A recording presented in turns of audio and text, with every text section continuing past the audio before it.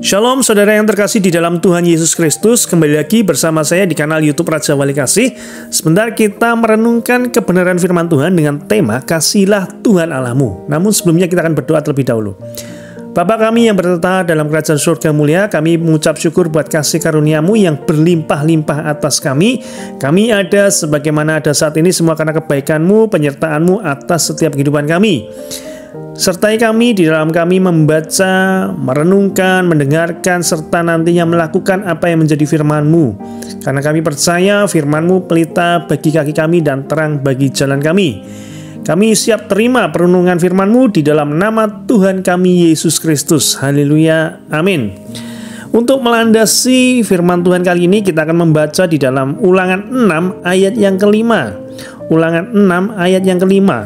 Demikian firman Tuhan. Kasihlah Tuhan Allahmu dengan segenap hatimu dan dengan segenap jiwamu dan dengan segenap kekuatanmu. Sekali lagi saya bacakan bagi saudara semuanya. Ulangan 6 ayat yang kelima.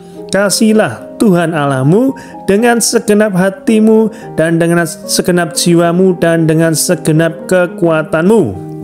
Perkataan ini dikenal sebagai Shema yang mengandung arti mendengar dalam bahasa Ibrani.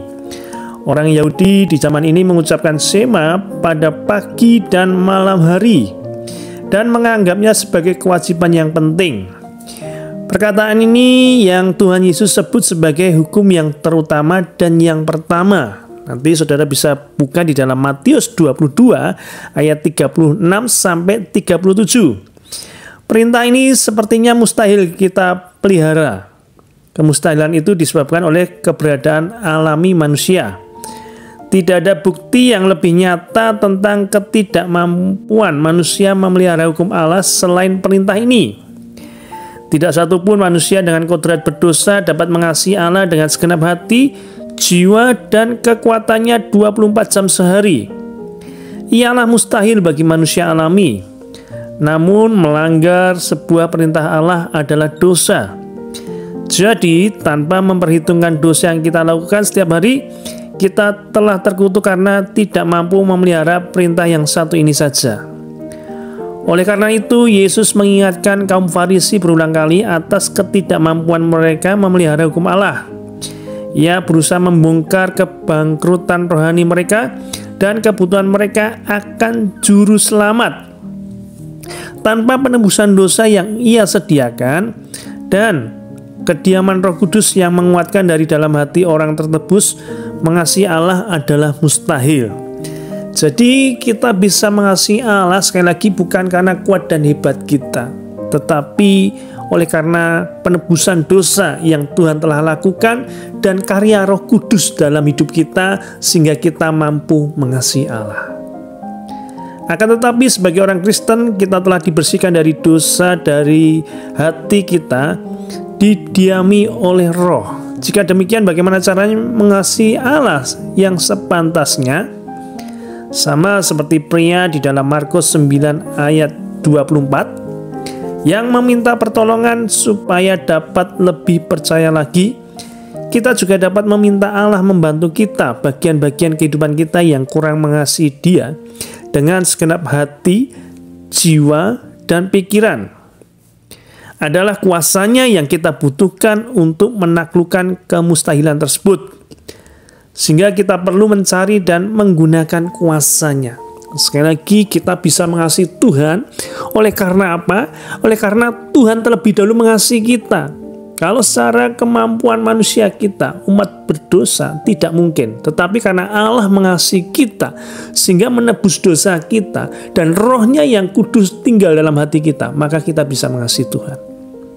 Dalam kebanyakan kasus, kasih kita bagi Allah semakin bertumbuh dengan berjalannya waktu. Tentunya umat Kristen yang baru diselamatkan sangat menyadari kasih Allah dan kasih mereka bagi Allah. Namun dengan menyaksikan kesetiaan Allah di tengah pergumulan dan percobaan kita, kasih kita kepada Allah berkembang dan bertumbuh. Beriringan dengan berjalannya waktu, kita menyaksikan belas kasih karunia belas kasihan dan kasih-Nya bagi kita. Dengan kebenciannya terhadap dosa, kekudusannya, dan kebenarannya, kita tidak mungkin mengasihi seseorang yang tidak kita kenal, sehingga pengenalan akan dirinya seharusnya menjadi prioritas pertama kita. Mereka yang mengejar Allah dan kebenarannya, yang menanggapi dengan serius perintah-Nya untuk mengasihi dirinya di atas segala sesuatu, tidak lain dari mereka yang bergairah bagi hal-hal yang bersangkutan dengan Allah. Mereka bersemangat membaca firman Allah, bersemangat berdoa, bersemangat mentaati dan menghormati Allah dalam segala sesuatu, dan bersemangat bersaksi tentang Yesus kepada orang lain. Melalui disiplin-disiplin rohani ini, kasih bagi Allah berkembang dan bertumbuh mendewasa bagi kemuliaan-Nya. Nats kita hari ini memberikan kita 3 hal, yakni pertama, kita harus mengasihi Tuhan dengan segenap hati.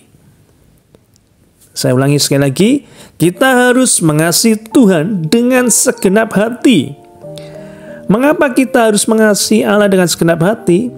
Karena Dia tahu kalau kita tidak menjaga hati kita dengan segala kewaspadaan, hati kita bisa melenceng darinya. Seperti Amsal menulis di dalam Amsal 4 ayat yang ke-23, berkata, jagalah hatimu dengan segala kewaspadaan, karena dari situlah terpancar kehidupan. Contoh konkret dalam hal hubungan kita dengan sesama kita. Pergaulan yang buruk bisa merusak kebiasaan yang baik. Atau kita bisa saja memiliki pasangan yang tidak sepadan, di mana dia akan menghujat iman kita kepada Tuhan. Ini merupakan siasat dari si jahat untuk membelokkan hati kita dari Tuhan. Jadi penting sekali yang pertama ini, kita mengasihi Tuhan dengan segenap hati kita. Hati kita yang benar-benar berfokus pada Tuhan. Untuk itu kita harus tetap menjaga hati kita dengan segala kewaspadaan, kata firman Tuhan. Yang kedua, kita harus mengasihi Tuhan dengan segenap jiwa. Mengapa kita harus mengasihi Allah dengan segenap jiwa? Karena kita tahu bahwa iblis sedang bekerja semakin giat di hari-hari ini untuk menangkap setiap jiwa yang tidak memiliki fondasi yang benar di dalam Kristus. Sehingga jiwa kita akan terombang-ambingkan oleh segala tipu muslihat iblis, dan akhirnya orang yang lemah imannya akan jatuh dalam penyembahan atau pemujaan berbagai hal yang pada hakikatnya bukan untuk memuliakan nama Tuhan. Ibarat memiliki ilah lain atau mengtuhankan sesuatu melebihi Tuhan Yesus. Jadi yang kedua, kita belajar bagaimana kita harus mengasihi Tuhan dengan segenap jiwa kita. Jadi yang pertama tadi dengan segenap hati, yang kedua dengan segenap jiwa. Yang ketiga, kita harus mengasihi Tuhan dengan segenap kekuatan kita. Mengapa? Karena Tuhan tahu masing-masing dari kita memiliki kelemahan yang mungkin bisa menjadi senjata iblis untuk menyerang, membalikkan fakta-fakta yang ada bahwa Tuhan memberikan kasih karunia tidak terbatas. Untuk itu, mari kita mengasihi Tuhan dengan segenap jiwa, hati kita, dan kekuatan kita. Itulah yang Tuhan inginkan atas setiap kehidupan kita. Sekali lagi, kita mengasihi Tuhan bukan dengan kuat dan hebat kita, tetapi karena Tuhan terlebih mengasihi kita. Dia menebus dosa kita, dan Dia mengutus Roh-Nya yang kudus tinggal dalam hidup kita untuk kita bisa mengasihi Tuhan dengan segenap hati kita, jiwa kita, dan kekuatan kita. Inilah yang harus pertama kita lakukan, karena ini adalah perintah yang Tuhan berikan. Perintah yang pertama dan yang terutama, mengasihi Tuhan dengan segenap hati, jiwa, dan kekuatan kita. Tuhan Yesus memberkati. Mari kita sama-sama berdoa.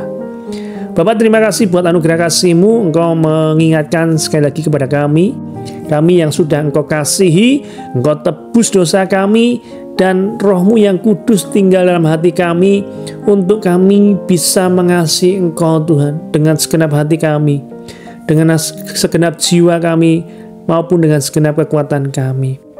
Sekali lagi, bukan karena hebat dan kuat kami, tetapi karena Engkau sudah mengasihi kami terlebih dahulu. Kami terbatas dalam segala kelemahan sebagai manusia kami, tetapi kami percaya Roh Kudus-Mu memampukan kami untuk kami mengasihi Engkau Tuhan terlebih dahulu Tuhan. Dan kami yakin dan percaya ketika kami menempatkan Engkau sebagai prioritas untuk mengasihi Engkau Tuhan, maka apapun yang Tuhan sudah sediakan itu akan dilimpahkan kepada kami. Damai sejahtera, sukacita, bahkan berkat-berkat-Mu berlimpah-limpah atas kami. Berkati pendengar Raja Wali Kasih dimanapun mereka berada, dan dengan segala pergumulan apapun yang mereka hadapi, Tuhan ingatkan untuk mereka boleh mengasihi Engkau terlebih dahulu Tuhan, sebagai perintah yang utama dan yang pertama. Dan ketika mengasihi Engkau dengan segenap hati, jiwa, dan kekuatan mereka, maka kasih Tuhan pun berlimpah-limpah atas para pendengar Raja Wali Kasih. Sehingga Tuhan menjadi jawaban atas setiap pergumulan mereka. Yang sakit Tuhan sudah sembuhkan, yang berbeban berat Tuhan sudah ringankan bebannya, yang sedih Tuhan sudah hiburkan, dan yang berkekurangan Tuhan sudah mencukupkan, bahkan melimpahkan berkat-Mu atas mereka Tuhan. Terima kasih Tuhan Yesus. Kami percaya, kami bersyukur dalam nama Tuhan kami Yesus Kristus. Haleluya. Amin.